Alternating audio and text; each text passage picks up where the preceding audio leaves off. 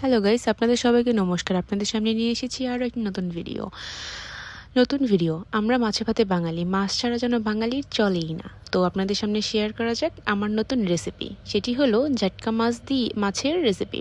প্রথমে আমরা মাছটিকে নিয়ে ভালো মতো করে নুন হলুদ মেখে নিলাম। তারপরে আলুগুলোকে ভালো মতো করে ভেজে নিতে হবে।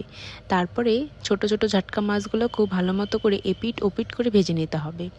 তারপরে কড়াইতে জিরা ফোড়ন দিয়ে তার মধ্যে ভেজে রাখা আলু দিয়ে দিতে হবে। তার মধ্যে দিয়ে দিতে হবে কাঁচামরিচ বাটা। কাঁচামরিচ আমাদের রান্নার স্বাদ বাড়ায়।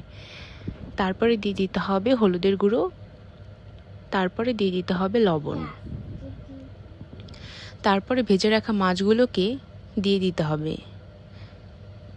দিয়ে নেড়ে চেড়ে তারপরে দিয়ে দিতে হবে পরিমাণ মতো জল এবং তারপরে খানিকক্ষণ হালকা আঁচে রেখে দিতে হবে। তারপরে সর্বশেষে দিয়ে দিতে হবে জিরা গুঁড়ো। জিরা হলো আমাদের